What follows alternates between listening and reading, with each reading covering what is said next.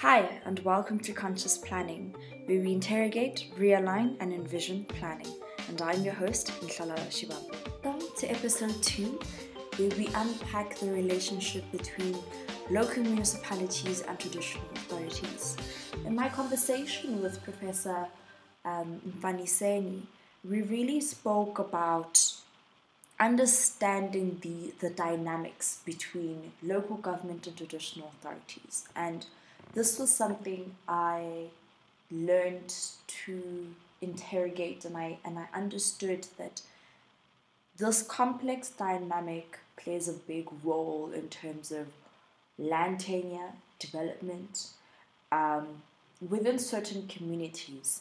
And perhaps let me just build a little bit of background. But in one of my courses, I recently went on a field trip to Kwamhlanga, which is actually where I'm conducting my research. And I came to realize and understand that there has to be a symbiotic relationship that takes place between local government and traditional authorities. And so in discussing and being in conversation with each of these key informants, I came to realize that there's a big issue of land tenure. And so we understand that we live in a capitalist society where land has value. Firms choose to locate in certain areas because of accessibility and cheap land and labor and so on. And I came to understand that most local municipalities, when they come up with these strategies, they come up with strategies that are aimed at development, that are aimed at ensuring that their community have access to resources, to being able to participate in these places. And so a very interesting thing was that in most of these communities where you do find traditional authorities, a lot of the land is held within a trust for the community members. And so, in essence, the land is almost managed by traditional authorities. And yes, they have their councils that handle that aspect of land allocation. But essentially, if local municipality wants to say, we're going to develop a mall in this area that is close to a main road, they have to approach people, and a very big part of this is public participation. So let's go back. There's the first aspect where they need to approach your traditional authorities and say, we have an interest in having to develop a mall in this area, and do you agree? And so because they sit on these councils with traditional authorities where they do come up with development strategies that are agreed upon by both parties, there's then an issue of land tenure to say, if the land belongs to traditional authorities, most firms would like to own their land that they work on. So for example, the owner of a specific mall, in Kwamhlanga, approached the traditional authorities to say, I would like to own this land, and please may I have a title deed for this land. And this obviously goes back to formalizing and even going as far as getting a loan from the bank to approve, this development. And so community leaders then had to go back, traditional leaders had to then go back to the community and say, how do you guys feel about this? Are you guys happy with it? And so in the end, this particular firm was given the title deed for the land in which they're on, but the community also then decided that they would like a share of that development. And so there are these dynamics where you kind of really need to learn to manage this land tenure issue. And as Profana mentioned something to say that, land is a very important aspect for traditional authorities in the sense that the land that they have is land that they manage for future generations to come. And so they believe that any child who's part of their community, can come and say, hi, I'd like to get married, please may I get a piece of land, and a piece of land is given to them.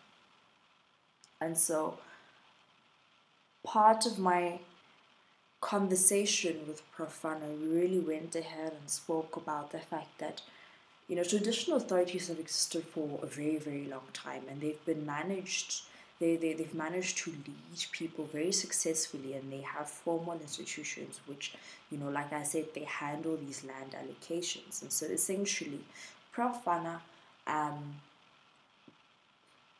highlighted a very important aspect to say that our legal system, to some extent, has essentially undermined traditional authorities, in the sense that they don't really have the capability to administer, basic services. They don't have that capability. Yes, they can promote basic services, but they don't have the ability to do that. And so whilst they're able to sit in committees and so on, they don't really have any real authority to say this is what we can offer our people. And so Profana went on to mention something very important, to say that traditional authorities have had formal structures of governance, right, that have worked and have been recognized by the people. That's a very important part, that they've been recognized by, the people. And so essentially, traditional authorities have sustained in post-independent era, and that's how he worded it, as post-independent era, where in other instances, before the independent era, traditional authorities were removed or undermined. And he made a very interesting example of what happened in Mozambique, to say that traditional authorities were removed, but they still existed. And they still very much functioned in their authority and capacity in communities. And so he went on to say that if you were to go into these communities, you would see that traditional authorities are functioning. It's just that they've just been excluded from the formal recognized structures, in inverted commas. Profana went on to highlight a very important aspect, to say that a lot of the Western literature, the Western perspective that we have adopted in our policies, in the manner in which we view society and different institutions in society, is to say that they've essentially kind of undermined the Black people's experience, right? And this is to say that if you look at your traditional institutions, yes, they've been given authority, but it's kind of limited, and so they don't really function in the same manner in which they used to before. And so this is really the starting point in our conversation, where we really began to interrogate Western perspective and Western ideas of planning. And this kind of brought us to a very important aspect, to say that, a lot of the Western culture is a very capitalist perspective, right? And so, Profana then goes on to say that we need to start interrogating our systems, right? And so he then goes on to say it's unfortunate that our legal system doesn't really fully give traditional authorities the authority that they have been having, right? Because they have been leading their communities in some shape or form, and they've been doing it successfully. And so in this instance, our legal framework doesn't fully recognize the full potential of traditional authorities. Article, Planning Theory and the City by Feinstein. Feinstein argues that the kind of planning theory that we need in society is one that is socially inclusive, and one where difference is not only tolerated but treated with recognition and respect. And so essentially, we can argue that if we're going to be planning in these rural areas, and part of the mandate is that we include traditional authorities, there needs to be an aspect in which this is done as a means to respect but also be very inclusive of their wishes. Because, we can also then argue that traditional authorities then become, representatives for the community. And so whilst public participation is a very important part of the planning process, it's important that maybe we then reconsider our ideas and our notions of what developed looks like. Because we may find that our needs and our ideas and the Western, perspective of what developed looks like may not be one that fits into, the complex, realities and the complex landscape that takes place in the rural areas. Even more in the African landscape, where you do have institutions like traditional authorities, where you do have specific aspects of space that are interpreted very differently to other people. And this was a point of conversation that I had with Prof. Fana, where we spoke about the manner in which people interpret space is different. The Western perspective of space is, understood very differently, especially in the spirituality aspect, right? You go to a specific space, a specific building, that is a church, that is a mosque, there's a synagogue where you go and you practice, your spirituality in that space.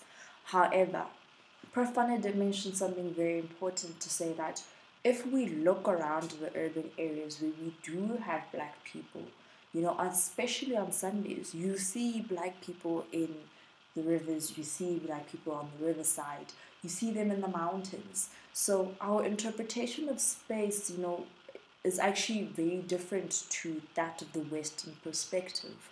And this kind of then goes back to say that in as much as there are complexities and dynamics of land tenure and the responsibilities of traditional authorities, where as planners do we fit in to say that our prerogative or our position is to ensure that we plan these areas, we plan for development, in inverted commas, for it to be socially inclusive of people, so that we don't necessarily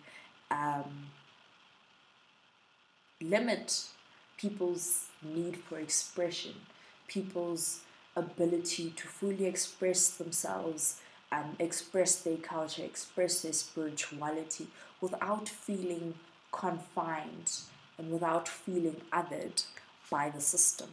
This brings us to our next topic that we're going to be engaging with in our third episode, where we're going to be talking about our position as planners in this complex landscape.